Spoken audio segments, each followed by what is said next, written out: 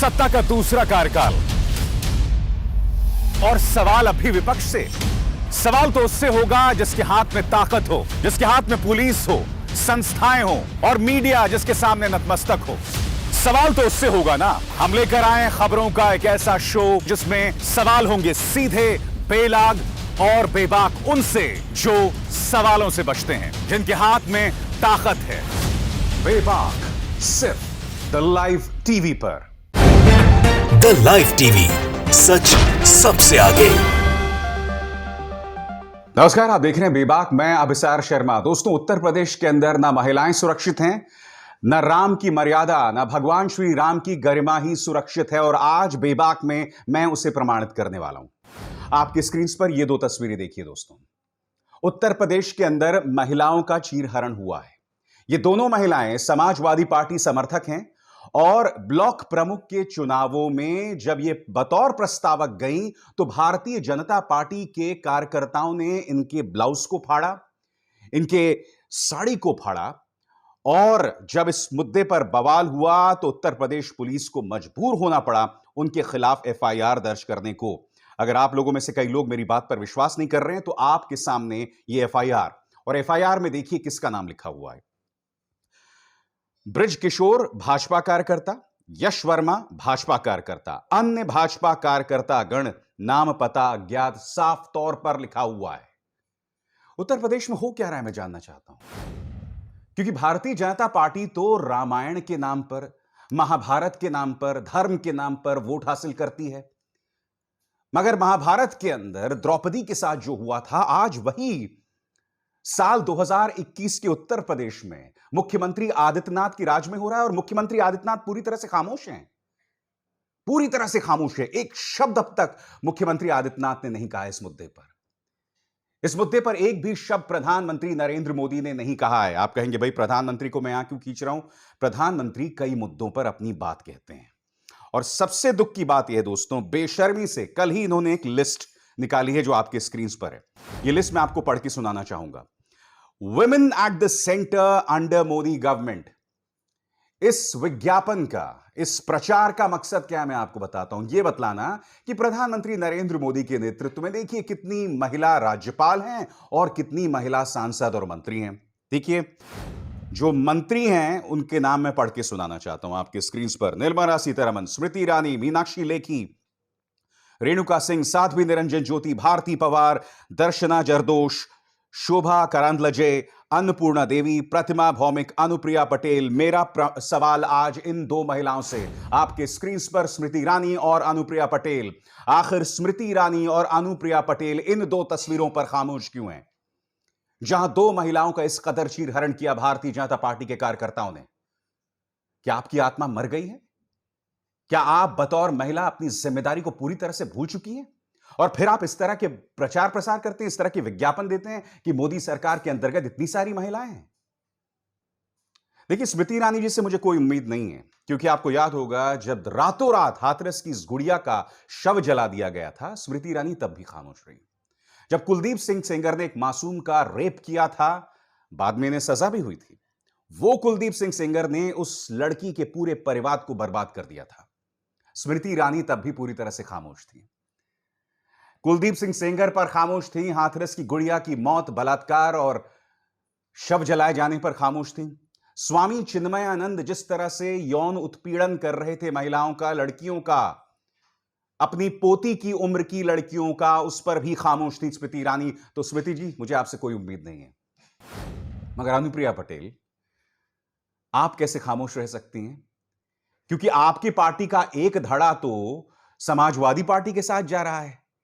क्या मंत्री पद का इस कदर मोह है कि आप अपने सामने इतने जघन्य आरोप पर, इतने जघन्य अपराध पर खामोश रहेंगी? और मुझे लगता है दोस्तों अब वक्त आ गया है कि इस मुद्दे पर जो विपक्ष है वो मैदान में उतरे। मैं जानता हूं कि समाजवादी पार्टी के कार्यकर्ता इस वक्त मैदान में, मगर अखिलेश यादव को स्वयं मैदान में उतरना पड़ेगा। भूल जाना पड़ेगा कि इसके बाद भारतीय जनता पार्टी सरकार अपनी तमाम एजेंसीज के जरिए उन पर क्या क्या कार्रवाई कर सकती है। मगर महिला सम्मान और महिला अस्मिता पर जो इस वक्त हो रहा है उत्तर प्रदेश के अंदर, वो अक्षम्य है, उसे माफ नहीं किया जा सकता। भारतीय जनता पार्टी के नेताओं की खामोशी, भारतीय जनता पार्टी के मुख्यमंत्री की खामोशी, प्रधानमंत्री की खामोशी, वहां की महिला मंत्रियों की खामोशी, और सबसे चिंताजनक बात दोस्तों, आपके स्क्रीन पर यह है रेखा शर्मा, राष्ट्रीय महिला आयोग की अध्यक्ष हैं। इस मुद्दे पर इन्होंने कुछ नहीं कहा है दोस्तों। 48 घंटे 24 घंटे गुजर चुके हैं, एक शब्द नहीं कहा इन्होंने। जब भी बात आती है भारतीय जनता पार्टी या उसके प्रचार तंत्र की, जब भी बात आती है कोई ऐसे मुद्दे की जहां कटघरे में बीजेपी के नेता हो या उनका प्रचार तंत्र हो, ये पूरी तरह से खामोश हो जाती है। मैं आपको एक और शर्मनाक मिसाल देता हूं दोस्तों। अभी 3 दिन पहले की बात है और मैंने इसकी चर्चा अपने एक अन्य कार्यक्रम में की थी। दोस्तों, अचानक सुल्ली डील्स नाम से सोशल मीडिया में एक ऐप में एक चीज वायरल होने लगी। जब लोगों ने उसे टटोला तो यह पता चला कि सोशल मीडिया से कई महिलाओं की चेहरे तस्वीरें निकालकर सुल्ली डील्स ऐप में डाल दी गई और वहां पर मुस्लिम महिलाओं की ऑनलाइन नीलामी हो रही थी। जी हां, सही सुना आपने, मुस्लिम महिलाओं की ऑनलाइन नीलामी हो रही थी। और इनके पीछे वही लोग हैं जो मुस्लिम महिलाओं को टारगेट किया करते थे। रेखा शर्मा से लगातार लोग अपील करते रहे मगर ये खामोश रही। जब मुद्दा बड़ा होता गया तब जाके इन्होंने मुंह खोला और अब देखिए अपने ट्विटर टाइमलाइन पर ये ट्वीट कर रही हैं। कितने शर्म की बात है दोस्तों कि इस तरह से मुस्लिम महिलाओं की ऑनलाइन बोली लग रही थी। आपकी भी मां है, आपकी भी बहन है, आपकी भी पत्नी होगी। कल्पना कीजिए कोई उनकी ऑनलाइन इस तरह से बोली लगाए, आपको कैसा लगेगा बताइए। आप एक पॉलिटिकल पार्टी के भक्त हो सकते हैं, अंधभक्त हो सकते हैं, मगर अगर आप इस सुल्ली डील नाम के श्राप को, इस बीमारी को, अगर आप इसका समर्थन करते हैं दोस्तों, तो मैं ये दावे के साथ कह सकता हूं कि आप ना अपनी मां की इज्जत करते हैं, ना अपनी बहन की इज्जत करते हैं, ना अपने बच्ची की इज्जत करते हैं, ना अपनी पत्नी की इज्जत करते हैं। जिन जिन लोगों का इस घटनाक्रम पर खून नहीं खौला है वो अंदर से इंसान नहीं है, मर चुके हैं। मगर जो मैं बतलाने का प्रयास कर रहा हूं कि भारतीय जनता पार्टी और उनके प्रचार तंत्र में महिलाओं के लिए कोई इज्जत नहीं है। इस कार्यक्रम में मैंने आपको ढेरों मिसालें दी हैं। अखिलेश यादव अब इस मुद्दे को उठा रहे हैं, आपके स्क्रीन पर उनका बयान। पहले हाथरस की बेटी और अब लखीमपुर खीरी की बहन के साथ हुआ अत्याचार जनता देख रही है। रामायण साक्षी रही है और महाभारत गवाह है। जो नारी का अपमान करते हैं उनको इस देश के लोगों ने कभी माफ नहीं किया है और ना कभी करेंगे। भाजपा की सत्ता की भूख आसुरिक है। इस मुद्दे पर कांग्रेस के नेता राहुल गांधी ने भी करारा हमला बोला है। उन्होंने ट्वीट करके कहा है कि उत्तर प्रदेश में हिंसा का नाम बदलकर मास्टर स्ट्रोक रख दिया गया है, यानी कि प्रधानमंत्री नरेंद्र मोदी पर सीधा तंज और सीधा हमला, क्योंकि प्रधानमंत्री नरेंद्र मोदी जो भी करते हैं पालतू और गोदी मीडिया उसे अक्सर मास्टर स्ट्रोक बताता है। क्या गलत है इसमें बताइए? एक एक शब्द सही है। भारतीय जनता पार्टी की जो सत्ता की भूख है वो वाकई आसुरिक है। असुरों जैसा व्यवहार कर रहे हैं बीजेपी के नेता। मैं बार बार आपसे पूछ रहा हूं यह सवाल, क्या उत्तर प्रदेश के अंदर भारतीय जनता पार्टी की उल्टी गिनती शुरू हो गई है? क्या भारतीय जनता पार्टी पूरी तरह से बौखला गई है? क्या उसे दिखाई दे रहा है कि 2022 में आपकी सत्ता जाने वाली है? और मैं यह सवाल क्यों पूछ रहा हूं? क्योंकि जब आप बौखला जाते हैं, जब आप डर जाते हैं ना, तब आप इस तरह से बेरहमी से ब्लॉक प्रमुख के चुनावों में लोगों को अपने अधिकार का इस्तेमाल करने से रोकते हैं, वोट करने से रोकते हैं। यही हमने जिला अध्यक्ष के चुनावों में देखा, ब्लॉक प्रमुख के चुनावों में भी यही नंगा नाच हो रहा है। और फिर बाद में ये लोग बोलेंगे कि देखो साहब, योगी जी के नेतृत्व में हमें कितनी शानदार जीत हासिल हुई है। गोरखपुर के अंदर निर्विरोध कई जगहों पर लोग जो हैं वो अपना पर्चा भी नहीं दाखिल कर पाए। आज तक की ये खबर देखिए दोस्तों आपकी स्क्रीन पर, और आज तक इसे बहुत बड़े उपलब्धि के तौर पर इसका प्रचार प्रसार कर रहा है। अरे तुम भूल गए, तुम्हारे एक पत्रकार देवेश पाल सिंह जो आपके स्क्रीन पर है, इसकी पिटाई भारतीय जनता पार्टी के कार्यकर्ताओं ने की थी। एबीपी गंगा के पत्रकार नित्य मिश्र जो इस वक्त आपके स्क्रीन पर हैं, इनकी बेरहमी से पिटाई भाजपा के कार्यकर्ताओं ने की थी जब उन्होंने अपने कैमरे के जरिए उनकी गड़बड़ झाला को, उनकी गड़बड़ी का पर्दाफाश किया था। क्या ये न्यूज चैनल्स भूल गए कि आप ही के पत्रकारों को दौड़ा दौड़ा के भाजपा के कार्यकर्ता मार रहे थे? और तब भी तुम्हारे अंदर रीढ़ नहीं है इस मुद्दे को उठाने की। ये तो जंगल राज है। और मैं कल अपने कार्यक्रम में कह चुका हूं, उत्तर प्रदेश में सिर्फ और सिर्फ जंगल राज है। फर्क यह है कि चंद रुपयों के लिए या चंद टुकड़ों के लिए न्यूज चैनल्स में हिम्मत नहीं है उस हकीकत को आपके सामने लाने की। न्यूज चैनल्स में आज की तारीख में हिम्मत नहीं है योगी प्रशासन पर सवाल उठाने की, जो उठाने की जरूरत है। मैंने कार्यक्रम की शुरुआत में आपसे कहा दोस्तों कि इस सरकार के अंतर्गत इस पार्टी के लिए ना महिलाओं की मर्यादाओं की कोई मायने हैं और ना राम की गरिमा की। अब मैं आपको प्रमाण दूसरा देने वाला हूं। आपकी स्क्रीन पर ये तीन चेहरे, चंपत राय जो कि श्री राम जन्मभूमि तीर्थ ट्रस्ट के महासचिव हैं, अनिल मिश्र सदस्य श्री राम जन्मभूमि तीर्थ ट्रस्ट और भैया जी जोशी सर कार्यवाह राष्ट्रीय स्वयंसेवक संघ। खबर दैनिक भास्कर की है। खबर क्या कहती है पढ़ के सुनाना चाहता हूं मैं। चंपत राय को संघ ने चित्रकूट में तलब किया। चंपत और अनिल मिश्र को श्री राम जन्मभूमि ट्रस्ट से दूर किया जा सकता है। नई जमीन खरीद पर लगी रोक। चंपत राय कौन है? श्री राम जन्मभूमि ट्रस्ट के अध्यक्ष। और इस वक्त वहां पर कथित घोटाले हो रहे हैं। 2 करोड़ की जमीन 18 करोड़ में बेची जा रही है। संतों से जमीन खरीद कर बेची जा रही है औने पौने दाम में, कई गुना ज्यादा। खरीद कौन रहा है? श्री राम जन्मभूमि ट्रस्ट। और जब इसी चंपत राय से सवाल पूछा गया था कि ये जो घोटाला चल रहा है इस पर आप क्या कर रहे हैं, तो इन्होंने कहा था देखिए हम पर तो महात्मा गांधी की हत्या का भी आरोप लगा था। यह इनका जवाब था दोस्तों।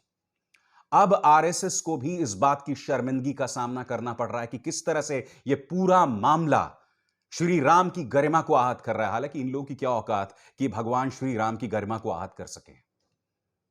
ये लोग सिर्फ भगवान श्री राम के नाम पर सियासत करना जानते हैं।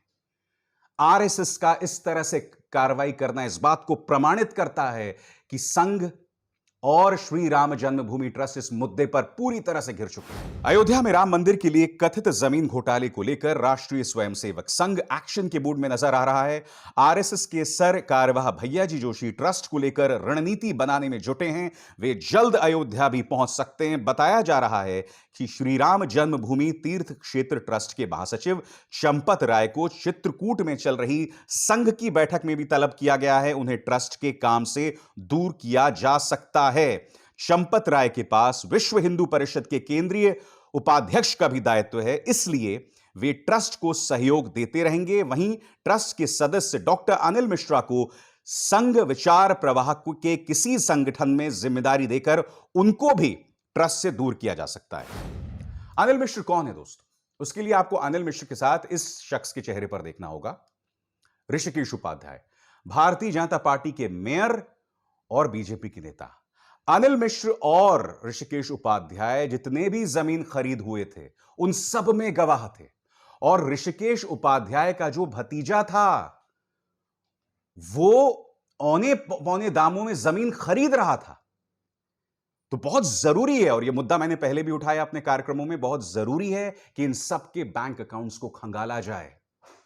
पैसे का किस तरह से आदान प्रदान हुआ, इस तमाम चीजों को लेकर पारदर्शिता होने की जरूरत है। क्योंकि अगर भारतीय जनता पार्टी ऐसा नहीं करता, इसका अर्थ यह साफ हो जाएगा कि इनकी नाक के नीचे, प्रधानमंत्री कार्यालय की नाक के नीचे राम मंदिर ट्रस्ट के जरिए राम का इस तरह से अपमान हो रहा था। अब आप कहेंगे राम प्रधानमंत्री कार्यालय के अंतर्गत क्यों? इस चेहरे पर गौर कीजिए, नृपेंद्र मिश्रा। पूरी जो राम मंदिर जन्मभूमि को लेकर जो व्यवस्था है ये इसकी नुमाइंदगी कर रहे हैं, ये इसके अध्यक्ष हैं। इनसे जब चंपत राय के बारे में सवाल पूछा गया था, एनडीटीवी ने इनसे सवाल पूछा था, तो उन्होंने कहा नहीं आप चंपत राय से बात कीजिए। अरे जो आदमी इस पूरे कथित घोटाले में केंद्रीय भूमिका में दिखाई दे रहा है उसके बारे में आप कह रहे हैं कि उसी से सवाल पूछिए। तो वही तो मैं जानना चाहता हूं, पल्ला क्यों झाड़ रहा है प्रधानमंत्री कार्यालय इस मुद्दे पर? तुम ना राम की गरिमा की रक्षा कर सकते हो और महिलाओं को क्या सुरक्षा दे रहे हो, तो सामने मिसाल है। और दोस्तों जाते जाते देखिए, मैं वैसे धार्मिक आयोजनों पर अमूमन टिप्पणी करने से बचता हूं क्योंकि धर्म आस्था का विषय है। मगर जब धर्म हमारे स्वास्थ्य के आड़े आने लगे, जब धर्म हमारे बच्चों की जान के आड़े आने लगे, तब उस पर टिप्पणी करना बहुत जरूरी है। कुछ दिनों पहले मुख्यमंत्री आदित्यनाथ सरकार ने कावड़ यात्रा को अनुमति दे दी है, जो कि 25 जुलाई से शुरू होने वाला है। कल तक दोस्तों क्या हो रहा था कि उत्तराखंड सरकार ने इसको अनुमति नहीं दी थी। अब पत्रकार चेतन चौहान के मुताबिक उत्तराखंड सरकार ने भी उसको अनुमति दे दी है।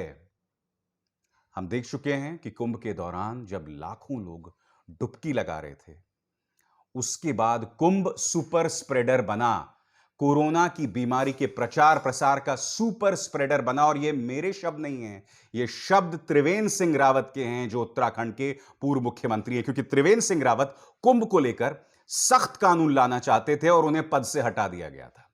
उनकी जगह फिर एक तीरथ सिंह रावत को लाया गया और अब फिर उन्हें भी हटा दिया गया है। अब उत्तराखंड सरकार ने कावड़ यात्रा को इजाजत दे दी है। उत्तर प्रदेश सरकार और उत्तराखंड सरकार जितना भी दावा करें, मुझे नहीं लगता है दोस्तों कि कोविड प्रोटोकॉल्स जो हैं यहां पर उसका अनुसरण हो पाएगा। कावड़ यात्रा में जो शिव भक्त निकलते हैं, हम उनकी जान को खतरे में डाल रहे हैं, उनकी जान को जोखिम में डाल रहे हैं, सिर्फ इसलिए क्योंकि ये चुनावी साल है और हमें लगता है कि ये कावड़ यात्रा निकालने से हमें वोट हासिल हो सकते हैं। मैंने कई बार अपने कार्यक्रम में कहा है दोस्तों, अगर उत्तर प्रदेश के अंदर चुनाव विकास के मुद्दे पर हो जाए, मुद्दों पर हो जाए, महिला सुरक्षा पर हो जाए, तो भाजपा को 100 सीटें नहीं मिलने वाली हैं।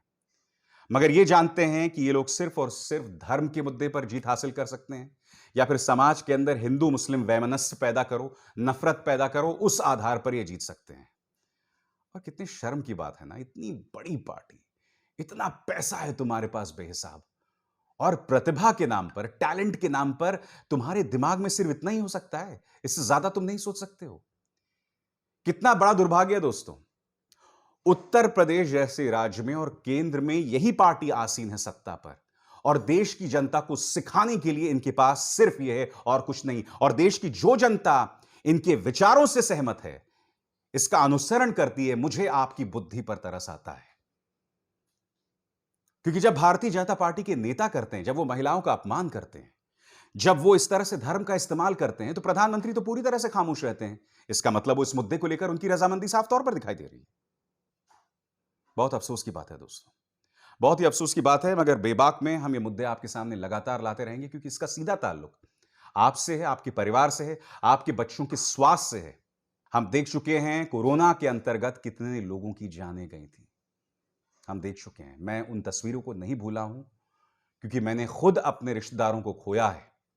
इसलिए आज की तारीख में जब मैं उनके लिए चिंता जताता हूं, तो मेरे लिए वो मामला निजी भी है, हम सबके लिए होना चाहिए। बेबाक में बस इतना ही। अभिसार शर्मा को दीजिए इजाजत। नमस्कार। द लाइव टीवी, सच सबसे आगे।